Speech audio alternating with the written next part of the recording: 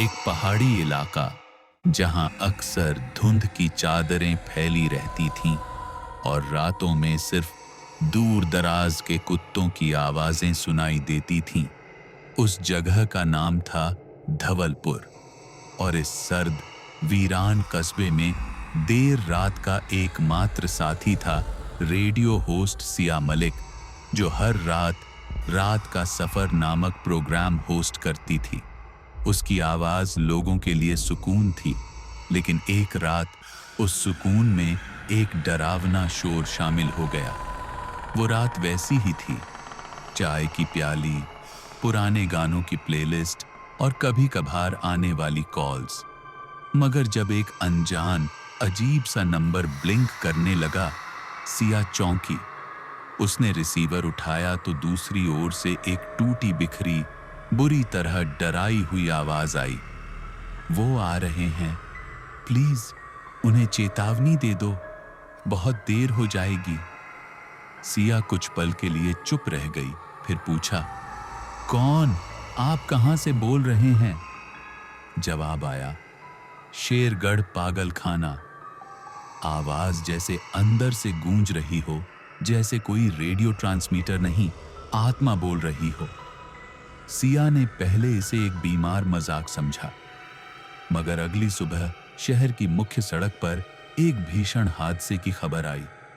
एक जीप पलट गई थी और उसमें 3 बच्चे मारे गए थे। सिया हक्की बक्की रह गई। हादसे का समय और जगह वही थी जो उस डरावनी कॉल में बताई गई थी। इसके बाद सिया को चैन नहीं मिला। वह हर रात कॉल रिकॉर्ड करती रही। अब हर कॉल पहले से ज्यादा अस्पष्ट, ज्यादा डरावनी होती। कभी कोई दरवाजे के खटकने की आवाज, कभी किसी के रेंगते हुए चलने की, और कभी कोई घुटी हुई सांसों के साथ बोलता, तू सुनती रहेगी या कुछ करेगी। सिया ने शेरगढ़ पागल खाने के बारे में जानकारी इकट्ठा करनी शुरू की। पता चला कई दशक पहले एक डॉक्टर, डॉनी जहीर मंटो, वहां तैनात था। वह आम मनोचिकित्सक नहीं था। उसकी एक ही खोज थी, मृत्यु के पार क्या है। उसके प्रयोगों ने दर्जनों मरीजों को पागलपन के अंधेरे में धकेल दिया, और फिर एक रात पूरे पागल खाने में नरसंहार हुआ। मरीज, कर्मचारी, डॉक्टर, कोई नहीं बचा। उसके बाद इमारत को सरकारी आदेश से बंद कर दिया गया। पर आज भी कुछ लोग बताते थे कि रातों में उस इमारत से रेडियो जैसी ध्वनि आती है। कभी किसी की चीख, कभी फुसफुसाहट, लेकिन कोई पास नहीं जाता। सिया अब इस रहस्य को अपने रेडियो स्टेशन तक नहीं रहने देना चाहती थी। उसने तय किया कि खुद वहां जाकर सच जानना होगा। टॉर्च, कैमरा और रिकॉर्डर लेकर वह एक काली, चुप्पी भरी रात में शेरगढ़ की ओर निकल पड़ी। भूतहा पागल खाना जर्जर हो चुका था। कंटीले तार, टूटी खिड़कियां और दीवारों पर काई। जैसे ही उसने अंदर कदम रखा, हवा अचानक ठंडी हो गई। हर कोने में कुछ अधूरी आवाजें, कोई अजीब सा इंतजार महसूस होता था। गहराई में जाकर सिया को एक कमरा मिला जिसमें एक पुराना रेडियो ट्रांसमीटर अभी भी चालू था। उसकी लाल बत्ती धीमे धीमे टिमटिमा रही थी। तभी रेडियो में अचानक कुछ बजने लगा। सिया पहचान गई, वो उसकी ही आवाज थी, लेकिन जो वो बोल रही थी वह उसने कभी रिकॉर्ड नहीं किया था। मैं फंस चुकी हूँ, कोई है यहाँ, बचाओ। उसकी अपनी चीखती आवाज जो किसी दूसरे समय से आ रही थी। और फिर कमरे का दरवाजा अपने आप बंद हो गया। दीवारें कांपने लगीं और ट्रांसमीटर से एक धीमा, गीला सा फुसफुसाता स्वर आया, सिया, यह आखिरी प्रसारण है। अगली सुबह रेडियो स्टेशन में उसकी कुर्सी खाली मिली, लेकिन रिकॉर्डिंग अब भी चल रही थी। स्टूडियो में बज रही आवाज थी, सिया की चीख और एक डरावना संदेश, अब अगली आवाज तुम्हारी होगी। धवलपुर में अब कोई रात को रेडियो नहीं सुनता। कहते हैं अगर गलती से उस फ्रीक्वेंसी पर रेडियो ट्यून हो जाए तो वो आवाज अब भी किसी नए नाम को पुकारती है। क्या अगला नाम तुम्हारा है? उस रात के बाद सिया मलिक का कोई सुराग नहीं मिला। रेडियो स्टेशन के सभी रिकॉर्डिंग सील कर दिए गए, मगर एक अनाम तकनीशियन ने चोरी छिपे उसका आखिरी प्रसारण रिकॉर्ड कर लिया था। जब उसने वो ऑडियो सुना तो उसके कान से खून बहने लगा। वह पागलों की तरह चिल्लाता रहा, वो मेरी खाल के नीचे रेंग रहे हैं, मैंने उनकी आवाज सुन ली है। और फिर गायब हो गया।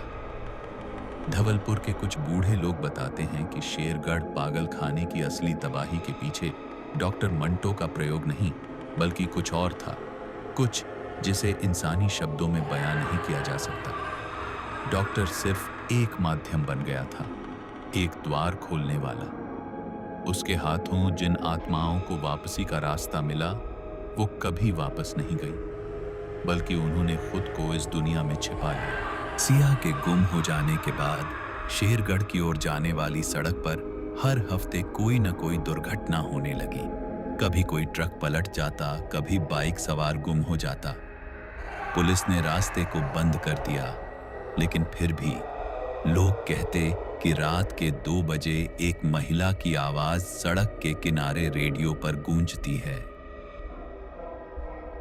मैं अब भी सुन रही हूं, तुम सुन रहे हो? शहर के कुछ नौजवानों ने उस प्राचीन इमारत की वीडियो बनाने का सोचा, वायरल करने की लालसा में। 4 लोगों की टीम गई, लेकिन सिर्फ एक लौटा, रक्त रंजित, हकलाता हुआ। उसकी आंखों में स्थायी डर ठहर गया था। उसने जो कहा वो बस इतना था, हमने दरवाजा खोल दिया, वो अंदर नहीं थे, वो हमारे साथ आए। उसके कैमरे में सिर्फ एक फ्रेम बार बार दोहराया जा रहा था, सिया की पीठ, जैसे वह रेडियो ट्रांसमीटर की ओर झुक रही हो, और फिर अचानक एक धुंधली लहराती काली आकृति पीछे से उसके गले में कुछ फूंक रही हो। उस आकृति की आंखें नहीं थीं, मगर वो सीधा कैमरे की ओर देख रही थी।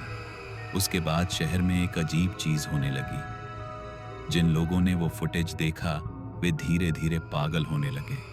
उन्हें लगने लगा जैसे कोई उनकी नींद में उनके कानों में कुछ फुसफुसाता हो। तुम अगला प्रसारण कब करोगे? एक स्थानीय महिला, रेखा, जिसने कभी रेडियो पर कॉल कर सिया से बात की थी, अब रोज खुद से बात करती रहती थी।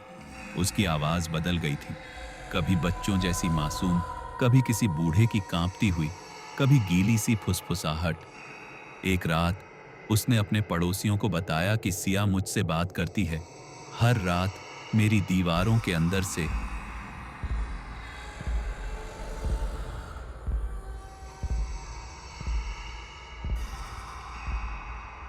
धीरे धीरे धवलपुर एक बंद शहर बन गया। अब वहां न कोई पर्यटक आता, न ही सरकार की कोई गाड़ी। शेरगढ़ पागलखाना अब तक सरकारी दस्तावेजों में गायब घोषित हो चुका था, लेकिन जो लोग वहां रहते हैं वो जानते हैं कि उस इमारत का दिल अब भी धड़कता है। रेडियो ट्रांसमीटर अब भी चालू है, और एक धीमी आवाज भी हर रात उसी फ्रीक्वेंसी पर आती है, सिया की। उसकी आवाज अब वैसी नहीं रही, उसमें एक और परछाई है, एक और चेतावनी। मुझे मत ढूंढो, मत सुनो, मत बोलो। मगर इंसान हमेशा सुनना चाहता है, इसलिए वो आवाज आज भी रात के ठीक 2:17 पर रेडियो की एक विशेष फ्रीक्वेंसी पर आती है, और जो भी उसे सुनता है उसका नाम अगली बार प्रसारित होता है। तो अगली बार जब आपकी कार का रेडियो अपने आप चालू हो जाए या मोबाइल से अचानक एक फीकी टूटी सी आवाज आने लगे, ध्यान से सुनिए। कहीं वो आवाज आपका नाम तो नहीं ले रही, और अगर वो आवाज आपको जवाब देना चाहे तो हरगिज मत बोलना। धवलपुर अब सिर्फ नक्शे पर मौजूद एक नाम भर है, असल में वह एक भटकती चेतावनी बन चुका है। एक ऐसा इलाका जहां रात का मतलब है दहशत और आवाज का मतलब है बुलावा। सिया मलिक की गुमशुदगी के कई महीने बाद रेडियो स्टेशन के पुराने भवन को पूरी तरह बंद कर दिया गया, लेकिन शहर के लोग आज भी दावा करते हैं कि उस इमारत से हर शनिवार रात को वही सिग्नल अब भी उठता है। एक रात एक नया किराएदार आया। नाम था आरव मेहरा, पत्रकार और डॉक्यूमेंट्री फिल्म मेकर। उसने धवलपुर की कहानी इंटरनेट पर पढ़ी थी और उसे बस एक हॉरर कंटेंट का खजाना लगा। उसने खुद से कहा, ये सब मनगढ़ंत है, बस लोक कथाएं हैं। मगर वह भूल गया था कि कुछ कहानियां चेतावनी होती हैं, मजाक नहीं। आरव ने खुद से वादा किया कि वह शेरगढ़ पागल खाना में घुसकर पूरी रात वहां रिकॉर्डिंग करेगा। वीडियो, ऑडियो, तापमान सब। उसने 2 कैमरे लगाए, एक अपने शरीर पर और एक पागल खाने के मुख्य दरवाजे पर। जैसे ही वह दरवाजा खोलता है, एक धीमी सरसराहट हवा में फैलती है, जैसे किसी ने बहुत धीरे से फूंक मारी हो उसके कानों में। भीतर की दीवारों पर उभरे हुए पुराने रेडियो डायल के चिन्ह थे, जैसे हर कमरा किसी अलग फ्रीक्वेंसी से जुड़ा हो। एक कमरे में घुसते ही आरव को एक धुंधली सी परछाई दिखी, एक औरत की आकृति जो दीवार की ओर मुंह किए खड़ी थी। मगर जैसे ही कैमरा उस पर टिका, वह धीरे धीरे गायब हो गई, जैसे रेडियो सिग्नल कट गया हो। अचानक आरव के कंधे पर किसी ने बहुत ठंडी उंगलियों से स्पर्श किया, मगर पीछे कोई नहीं था। और फिर वह आवाज जो हर रिकॉर्डिंग में सुनाई देती थी, अब उसकी अपनी आत्मा में गूंजने लगी थी। तुमने सुना? अब तुम्हारी बारी है। उसका मोबाइल फोन अपने आप चालू हो गया और उसमें सिया की वही आवाज गूंजने लगी, मुझे मत ढूंढो, मत सुनो। पर अब वह चेतावनी नहीं थी, वह आदेश था। आरव कमरे से भागना चाहता था, मगर मुख्य द्वार गायब हो चुका था। इमारत अब भीतर से बदल चुकी थी, जैसे यह कोई जिंदा प्राणी हो जो हर नए आगंतुक को एक नई भूल भुलैया में ले जाता है। तभी एक दीवार पर पुरानी मटमैली स्क्रीन झिलमिलाई और उसमें आरव का चेहरा दिखा, पर वह खुद को नहीं पहचान पाया। उसकी आंखें स्याह थीं और होंठ कुछ बोल रहे थे, मगर वह आवाज उसकी नहीं थी। फिर रेडियो ट्रांसमीटर चालू हो गया। उसी से एक अजीब सी आवाज आई, न सिया की न आरव की। यह किसी बहुत पुराने सड़े हुए कंठ से निकली हुई थी। हर नाम जो प्रसारित होता है यहां कैद हो जाता है। अब तुम हमारे हो।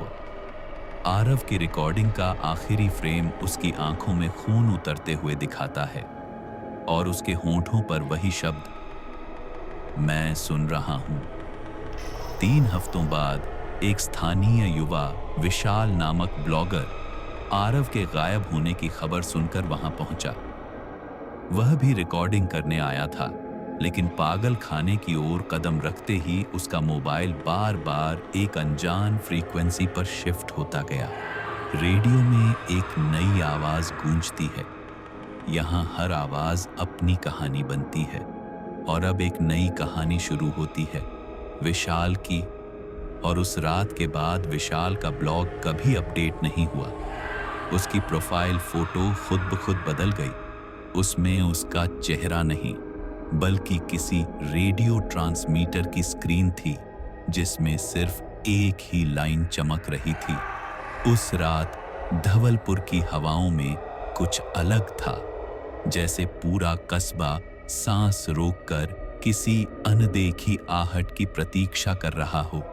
सड़कों पर कुत्ते तक खामोश थे और आसमान में न चांद था न तारे, बस एक घना सरकता हुआ अंधेरा जो जमीन तक उतर आया था। विशाल का मोबाइल फोन, जो उसके गायब होने के बाद पुलिस ने रेडियो स्टेशन की छत से बरामद किया था, अब तक चालू था, मगर उसमें न सिग्नल था न बैटरी। उसके अंदर सिर्फ एक ऑडियो फाइल थी, जिसे किसी ने न डाउनलोड किया न रिकॉर्ड। पुलिस स्टेशन के एक कांस्टेबल ने उत्सुकतावश वह फाइल कंप्यूटर पर चलाई। जैसे ही ऑडियो प्ले हुआ, कमरे की लाइटें फड़कने लगीं, सीलिंग फैन झूलने लगा और कंप्यूटर स्क्रीन पर कुछ लाइनें अपने आप टाइप होने लगीं। तुमने इसे सुना, अब तुम भी जुड़े रहो, प्रसारण पूरा नहीं हुआ है। कांस्टेबल का शरीर अकड़ गया, उसकी आंखें चौड़ी हो गईं और कानों से खून बहने लगा। उसके मुंह से एक आवाज निकली, मगर वह उसकी नहीं थी। वह एक साथ सिया, आरव और विशाल तीनों की आवाजों में गूंज रही थी। ये कहानी जब तक सुनी जाती रहेगी, हम जिंदा रहेंगे। पुलिस विभाग ने उस कंप्यूटर को जब्त कर लिया, लेकिन फाइल बंद नहीं हुई। वो अब अपने आप हर कंप्यूटर, हर फोन में फैल रही थी, जैसे कोई शापित वायरस जो ऑडियो नहीं आत्मा में घुसता था। अब कहानी उस अंतिम व्यक्ति पर आती है जिसने इस शापित चक्र को तोड़ने की हिम्मत की। माहिरा शेख, एक साइबर क्राइम विशेषज्ञ और पूर्व रेडियो होस्ट, जो सिया की दोस्त हुआ करती थी। सिया के लापता होने के बाद वह दुनिया से कट चुकी थी, मगर विशाल की फाइल सुनकर वह समझ गई, यह सिर्फ एक श्राप नहीं था, यह किसी अनदेखी सत्ता का लाइव फीड था। माहिरा ने शेरगढ़ जाने का निर्णय लिया, उस ट्रांसमीटर को स्थायी रूप से बंद करने के लिए। वह अकेली नहीं गई, अपने साथ एक स्पेशल फ्रीक्वेंसी जामर, हॉली वाटर से भरा स्प्रे और एक लोहे की क्रॉस लटकन लेकर पागल खाने में घुसी। अंदर का अंधेरा गाढ़ा हो चुका था, जैसे उसने सूरज को निगल लिया हो। प्रवेश करते ही माहिरा को रेडियो सिग्नल सुनाई देने लगे, जिन्हें कोई और नहीं सुन सकता था। ये प्रसारण अब केवल आवाजें नहीं थे, यादें बन चुके थे। सिया की हंसी, आरव की चीखें, विशाल की धीमी बड़बड़ाहट, हर कोना अब एक आत्मा की रिकॉर्डिंग बन गया था। माहिरा ने जैसे ही ट्रांसमीटर रूम में कदम रखा, उसे अपने पीछे सीढ़ियों पर किसी के नाखून घसीटने की आवाज आई।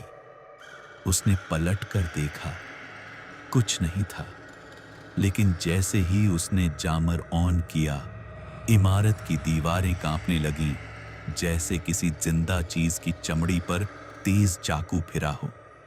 ट्रांसमीटर का रेड लाइट एकदम जल उठी। तू भी प्रसारण बंद करने आई है? यह आवाज अब हवा में नहीं, माहिरा के भीतर गूंज रही थी। उसके रोंगटे खड़े हो गए, उसकी आंखें भारी हो गईं और वो देख रही थी। सिया, आरव, विशाल, सभी अब ट्रांसमीटर के आसपास थे, मगर किसी भूत की तरह नहीं, बल्कि फ्रीक्वेंसी में जिंदा। हर एक की आंखें फटी हुई, मगर होंठ मुस्कुराते हुए बोले, हम आवाज बन गए हैं, तुम भी बनोगी। माहिरा ने अपने पूरे होश में जामर को ट्रांसमीटर पर फेंक दिया और चिल्लाई, मैं इस लूप को तोड़ दूंगी, कोई और नहीं। और फिर एक जोरदार विस्फोट हुआ। इमारत की खिड़कियां टूट गईं, ट्रांसमीटर जल उठा और बाहर पहली बार धवलपुर में सुबह हुई।